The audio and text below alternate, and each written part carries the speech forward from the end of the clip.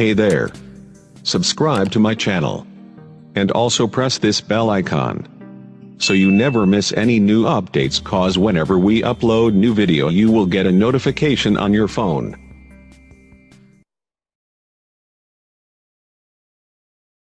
Boilers, pumps and electrical safety. 10.1. Boilers.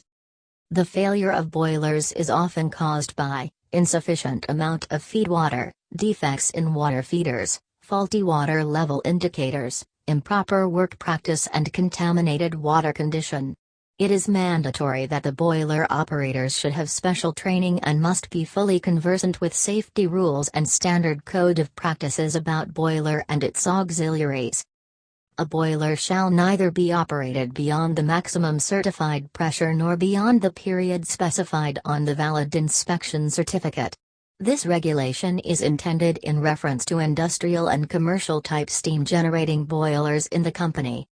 A. Safety valves. On every safety valve the following information should be displayed in addition to the usual technical data. A. Set pressure with units. B. Date of calibration and due date of inspection. C. Tag no. And vessel, line no. D. Inspection authority for setting valves pressure. The copy of the test certificate shall be available with the concerned asset owner and inspection and corrosion team. The safety valve shall be recalibrated before the due date of inspection. Each boiler shall have at least 2 safety valves. The safety valves should be locked, and where applicable ferruled, so that unauthorized personnel cannot tamper with them. The safety valves and the lines should be adequately sized to ensure proper relief from the vessel being protected. B. Water level control and gauges. The water level gauges should have sufficient illumination for easier and convenient visibility of water level inside the boiler. Tubular level gauges should be fitted with stout glass guards as a safety protection against accidental bursting of gauge glass. Moreover, the stopcock should be fitted at both ends level gauges to facilitate its isolation from the boiler for operation and maintainability need. The level gauges should also be fitted with a test cock at the bottom. The water level control system should be thoroughly inspected and overhauled at the time of annual survey and additionally tested as and when required to assure its reliability. C. Fusible type heat detectors. The internal flue type boilers shall have fusible type heat detectors fitted in its immediate vicinity for heat detection and relevant control action. D. Inspection and certificates. The routine inspection should be carried out on daily basis for checking early signs of defects and malfunctions. Any maintenance work to be carried out inside combustion chamber, gas carriers, tubes or in the pressure vessels itself, must be authorized under relevant work permit. The asset owner must keep a record of all inspection and maintenance activities carried out on the boiler with due endorsement by inspection authority. E. Insulation. Adequate thermal insulation shall be provided and moreover the insulation should be in good condition to protect operators from inadvertent hot burn. F. Isolation. Before a boiler is entered for inspection or maintenance, it must be positively isolated from all steam as well as water lines, preferably by removal of pipe spool adjacent to the boiler whereas open end of the line is blanked off. If it is not feasible, then the relevant isolation valves must be securely closed, locked, spaded or blanked, ensuring that these valves are not passing. Similarly, before entry into combustion chamber, fuel gas, oil supply lines must be disconnected and blanked off. Refer Chapter 8 on vessel entry permit. G. Ventilation.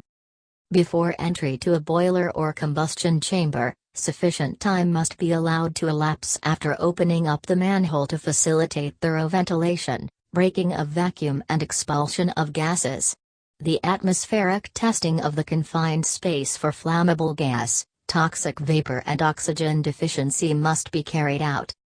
It is essential to maintain good ventilation during the period while the personnel are working inside the boiler or combustion space.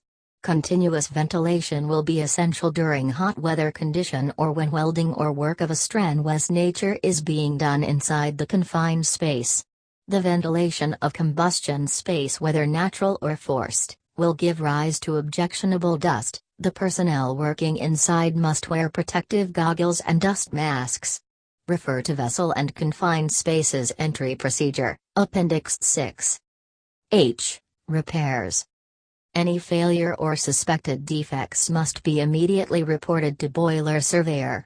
Before carrying out any repair work on pressure carrying part of the boiler, the surveyor must be consulted and the repair work done up to his satisfaction.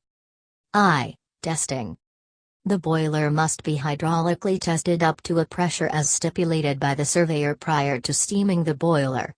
The boiler surveyor may require subsequent hydraulic tests following repairs or in the course of recertification.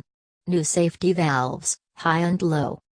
Water level alarms, blow-down valves, water level gauges and instrumentation fittings, which may be taken into service, must be tested and approved by the boiler surveyor prior to installation. J. Chimneys. The upper stakes of a steel chimney should be examined for corrosion in accordance with shutdown philosophy or specified due inspection. The personnel engaged to work on chimney must be trained on precautionary measure for working at height. The required safety harness must be used while working at height. The repair work in chimneys should not be permitted during inclement weather conditions such as severe heat or cold, high winds, rain and dust storms. K. Operation. The operating procedure shall be developed in listing stipulated actions for normal, critical and emergency situation. Care should be taken while charging the pipelines with steam, and all the bypass valves on the steam traps should be kept open to avoid water hammering, which may cause extensive damage to the piping and instrument fittings. 10.2. Pumps. Every effort is to be made to prevent leakage from pumps handling gaseous or volatile liquid products. Such leakage from a pump may cause fires or release toxic vapor. The leakage from pump glands must not be allowed to collect on floors and should be drained away to a disposal pit.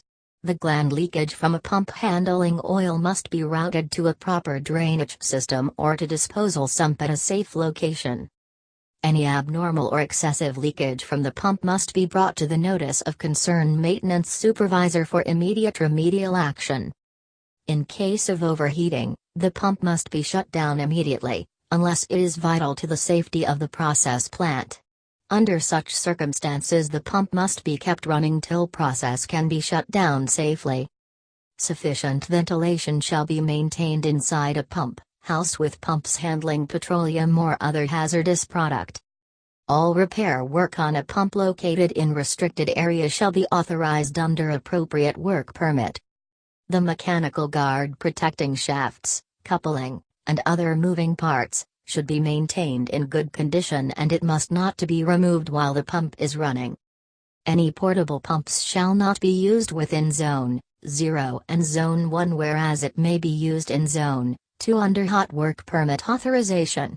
Electrical maintenance should approve an electrically powered pump along with associated cables and fittings, prior to its use in operational area. Moreover, any portable pump must have a check valve and pressure gauge on its discharge line. Before starting a pump, all valves on the suction and charge lines should be in the correct mode, including lines, joints and supports are in good condition. When a pump powered by diesel run prime mover is used, then the diesel engine must comply with safety requirements as stipulated in Chapter 1 and 17 for diesel engines and mobile plant.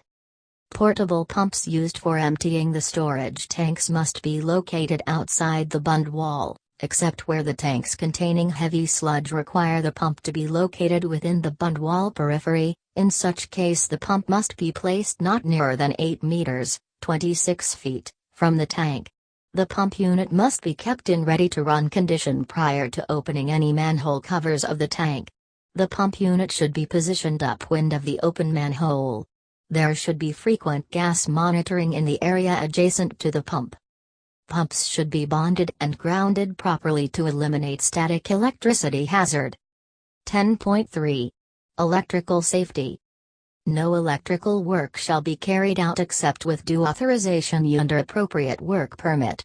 The competent person approved by the relevant maintenance team can carry out electrical work. All electrical works must be carried out in a safe manner with full compliance to KOC safety rules, electrical power system and high-pressure apparatus, refer Appendices 10. All electrical work must be covered by an appropriate work permit under proper lockout and tag-out procedure for safe execution of work. On completion of the electrical work, the maintenance authority shall inspect the installation to ensure the quality of materials and proper rating of devices used. Finally, clearance certificate shall be issued upon confirmatory physical examination for unusual conditions such as hot joint, overheating, insulation, termination, etc. Competent, qualified and approved personnel shall carry out testing and energizing of the equipment. Before testing and energizing the equipment, all necessary precautions shall be taken to ensure the safety of personnel and equipment. No crane, hoist or scaffoldings etc., shall be used or erected near overhead power lines without a work permit duly authorized by concerned maintenance team. The presence of underground electrical cables must be determined before any excavations work is taken up. The excavation notification must be authorized and endorsed as per company procedure. All portable electrical equipment must be approved by the maintenance team and shall used as per suitability for the relevant area only.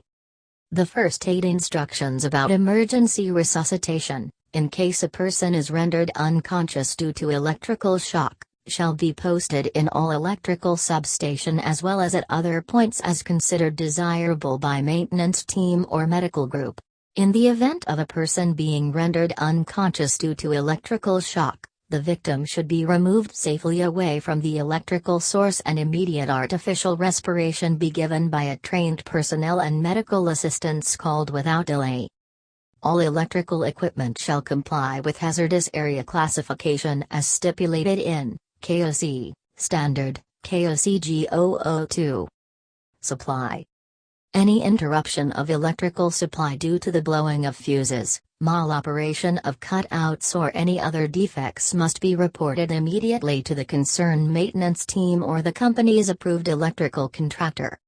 Any damage to electrical equipment, which might occur without interrupting the supply, must be reported to the concerned maintenance team immediately. Damaged equipment must not be touched until isolated by the maintenance personnel.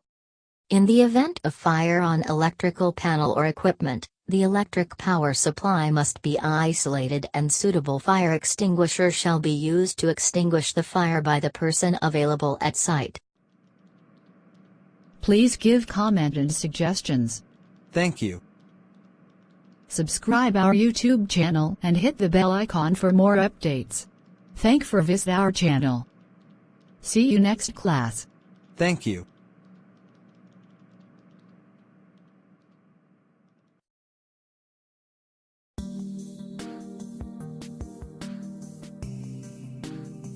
Hey there. Subscribe to my channel. And also press this bell icon, so you never miss any new updates, cause whenever we upload new video you will get a notification on your phone.